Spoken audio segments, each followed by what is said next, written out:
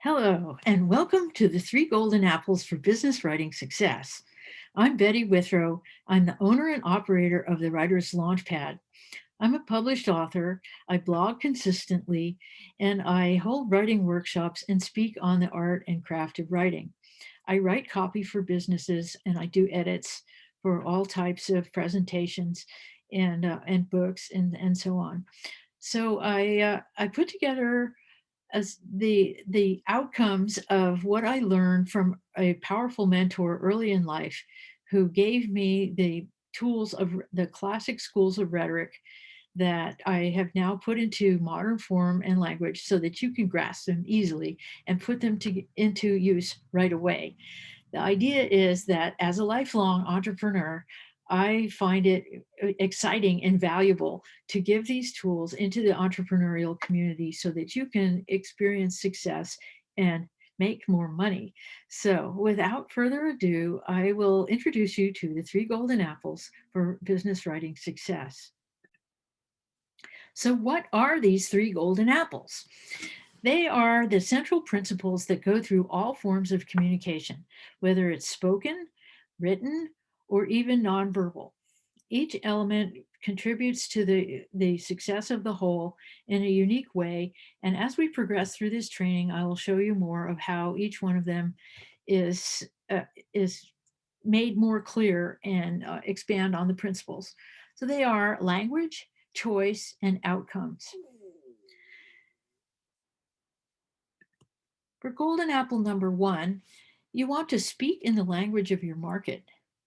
Now, what do I mean by that? What is the language of your market?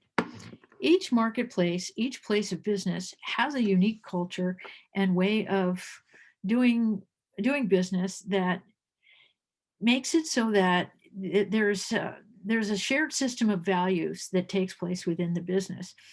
And it's important for you to learn to understand what that is so that you can reach your customers where they are. So, who are your customers and what are they looking for? In most businesses, there's one person who's going to be able to make the decision to hire you or to buy from you. And so you want to do your research and find out who that person is and what their place is within the business structure. They may be able to make a decision independently on their own right away, or they may have a structure that they need to communicate with in order to make decisions. And so you need to keep your language consistent with what that is like for them. So who are your customers? Are you a business to business or do you deal directly with the public? Now, in terms of the language, for example, in a corporate environment, there's very little personal content that's involved in the communication. They're focused on the bottom line and teamwork and on systems. So you need to be able to present your position in the way that you show that you're ready to mesh with their systems, to integrate with their systems, and to learn how to do that if you don't yet have the tools in place to do so. And don't waste anybody's time. They don't have any time to waste. They're all about efficiency, and it's very unlikely that you're going to get a snap decision out of anybody in a corporate environment because they need to discuss things with their team. So be ready to deal with that and use your language and your presence in that environment effectively. If, on the other hand, you're talking with entrepreneurs, there's a good chance that they are people who used to work in the corporate environment and they got into entrepreneurship so that they could have a different type of communication. They want more personal contact, and the entrepreneurs are all about learning. They want to learn from you and they want to teach you. So your language will have more personal effect in it, and it will be more open in the communication. Entrepreneurs may or may not be ready to make a decision right away when you talk about things with them. It's more likely that they're going to want to get to know you a little bit before they make up their mind. But so some entrepreneurs will jump right in because they like what you're saying, they see that it's a good fit for them, and they'll just go for it. If you're speaking with a small business or writing for a small business, all these things apply for writing as well. But in a small business, then you want to realize that they are probably deeply involved in their community. there's a good chance that the people who work there and the people who do business with them live right nearby. So do the research and be ready to recognize that and point out when you're dealing with them that you're happy with their community orientation and that you want to be part of that. Some small business owners will be ready to take some time to jaw with you and get to know you a little bit while they make up their minds whether they want to do business with you or not. And others won't. They're just be like, okay, can you just leave me some information and I need to get back to running the store. And if you're a wholesaler who's selling to retailers, there's another element of structure and a personality involved that's a little bit different. The buyers may or may not have the independent authority to make decisions about buying from you. Depends. If they're a retail store owner, then they can decide on their own right now. But if they're part of a buying team, then they are going to need more information and more time to make the decision. And so, you want to be ready for that and be ready to create a long-term personal relationship, because that's what it's really all about. And further, when you're dealing with retailers, you want to not only understand them as a customer, but you also want to understand what their customers want. Because in the end, it's the customer who's buying the thing that you're supplying that is going to drive your market. So when you realize who their customers are and you show them that you understand the needs of their market, retailers are more ready and more open to do business with you. If you have a service-oriented business, then the personal connection is absolutely crucial. It's all about being there on a personal level and just loving on the customer. So, you want your customers to know that you're there for them. You get to know them really well, and and take care of them in exactly the way that they want to be valued. So each one of these is a completely different style. After you have identified your customer, then put yourself in their shoes and notice the way that they speak. Are they bottom liners? Are they intellectuals? Are they creative? Are they laid back? If you're dealing with an athletic market, then that's a whole different kind of communication where there's kind of a more open, sporty feel, and even though it's a serious business, people don't want it to look like it's a serious business. So, for instance, you wouldn't talk to surfers in the same way that you talk with corporate, unless it's somebody who has a surf company, and then then you have more of a corporate feel to it. But they still want to have that sporting feel because that's why they're doing what they're doing. Apple number 2 is to position yourself for success by showing your expertise. What is the best quality that you can bring to the current conversation? What is the experience that you have that's most aligned with the business needs of the moment and of this conversation? Now, I'm pretty sure you must have more than one skill set if you're watching this video. So what is the one that is the most in line with what the business needs today? And present that in the conversation. Have examples of how you've created success in the past, and let the business owner know that there is more to you, but not don't only put one thing in the front of the conversation at first. If they want to know more, on the other hand, be ready to show them that there is more about you, and have concrete examples, photos, numbers, things like that that indicate the types of success that you've created with the expertise that you're presenting. So choosing from your varied skill set that and focusing on the one skill set that is the one that's most in alignment with the customer will cause the conversation to be focused and narrowed down to the needs of the moment, which the customer is ready to appreciate because they see that you've taken the time to research who they are, what they're about, and how you can be of service to them. So this ties back into Apple number 1, speaking in the language of your market, because you have identified that market's style of communication. You're ready to present your skill set that's in line with that style of communication. So if you are a service-oriented person, you want to make sure that you emphasize that in the conversation. Like if you're, say, in food service, I have a large background in making sure that chefs and grocery stores and gift shops get the foods that I have supplied to them in the way that they want. And so I make a point of, in the first conversations, that they know that I want to know how they would like to be served. You know, here's my pride is my service orientation. How do you want me to show up for you? And that shows professionalism. It shows that I value their time. They, and people will tell you if you ask them, how do you want to be served? How often would you like me to call you? Would you prefer to call me?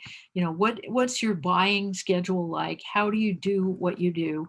And I will do that if I can. I mean, that's the basis of the conversation is, what is it that you need? You've seen what their need is, or they've expressed their need to you, and are you able to fill that need? When the answer to that is yes, then this is good. And you can go ahead and start to construct the next level of the business conversation, which is apple number 3, focusing on outcomes. You want to show the benefits and results of working with you using language that focuses on the outcomes that you produce. Creating a picture of success using images that are lively goes a long way toward getting the imagination of the business owner ready to picture working with you. When you show them that you're looking ahead and that you're focused on making things better for them, then they're ready to listen to you. Especially when you've done the groundwork with apples number 1 and 2, then you've set the stage for presenting what it is that is going to be the outcome for them. Because we all know that the biggest question in the customer's mind is, what's in it for me? So when you answer that question for them, the cycle of communication is complete and you're positioned to make the sale. For example, say that you have a business that paints buildings, and there's somebody who has a business that clearly needs that service, and you found out that they're looking for someone who is in that business, and that's what you do. So you have the pictures and the before and after that you can use in presenting golden apple number 2, your expertise and the examples of success in the past. You can walk into the conversation saying, here's what I have done in the past, and here's what I visualize for you. And focusing on what the results are going to feel like for the customer after they've engaged your services and seen the results that you produce. Because people buy based on how they feel. And when you can show them that working with you is going to make them feel the way that they envision themselves feeling, they're ready to talk to you, they're ready to deal with you, and they're ready to buy from you. And at this point, you want to keep the conversation going. Not every business conversation is going to end with a sale right off the bat. So there may be follow-up involved. Using the previous example, say the person is looking for more than one bid, or they have more than one idea of how they may want to do this, and you're one of the possibilities that has come up for them. Be ready to accept that and give them the information that you have, your brochures, whatever it is that you brought to the presentation, and ask them, when do you want me to follow up? Be ready to answer any questions that they have with more details, and have your information organized and ready so that you can respond quickly and effectively. When you ask people, what is it that I can, how can I be there for you when you need me, then usually they will tell you. Don't say, how can I serve you? Nobody wants to hear that. Say, how can I be here for you? And what timeline is it that's going to serve you the best? If it's a personal conversation that you're having. If you're writing, then it's a different matter, because you've sussed out your audience a little bit and you kind of have an idea of how often that they want to hear from you. Say it's an email series. You have an email series that they've bought into. It's hopefully it's automated and it just goes to them at stated intervals that you've identified as being how often people are ready to hear from you. But on the other hand, if it's a one-to-one, then asking directly for how to follow up is really the best option because once again, it shows that you care. Even in a corporate environment, if you ask the person who's the decision maker, when shall I follow up? They will tell you. So now let's recap. Apple number one, speaking in the language of your market. Who are the people that you want to reach? Write down a list of people that and businesses that you serve, and see what they have in common. What is the most common thread in between all of these businesses or customers that you have, and identify their style and how they communicate and how you can position yourself to be part of that conversation in a natural way. Apple number two, presenting your expertise to show that you're the best choice. My strongest asset is fill in the blank. What is your strongest asset? What many skills do you have that you can draw on in the different marketplaces that you serve, if you serve more than one? If you only serve one type of customer, then focus on building out that skill set and being able to present it in a really effective way. Look at the successes you've created in the past and find ways to describe them vividly with examples. And in Apple number three, showing the benefits and results of working with you using examples, the outcomes that you present. What are those outcomes? What can people expect as a result of working with you? Outstanding products, outstanding service, outstanding communication, outstanding follow-up, um, a presence in their market, your willingness to be part of their community outreach. What is it that's going to make it really appeal to the customer that you're talking to right now? And it can be more than one. Say for instance, back to the painting the building thing, that it's going to feel great to drive in the parking lot and see how great your business looks. Think of how good your customers are going to feel when they drive in and see it, and they'll want to come more often. You know what? You could go ahead and host community events right here in your parking lot, and people would be ready to be there and wander into your store and see what you're doing. Those are intersecting outcomes that all lead to the success of the business. And you may be looking ahead of what the business owner has even thought of, which can be a really good thing to do because then they see you as being truly a solutions oriented person, which is the name of the game. Your customer has a need. Learn to identify what that need is and be the person who can fill that need and speak about how you can fill that need in an effective way, reaching them where they are. Here's who I am. I'm a writing professional. I have 3 published books, and I'm a consistent blogger on the art and craft of writing. I specialize in language. From a very early age, I've always been enamored of language and the possibilities that it creates. And I've studied foreign languages. I studied the classic arts of rhetoric. I write all the time.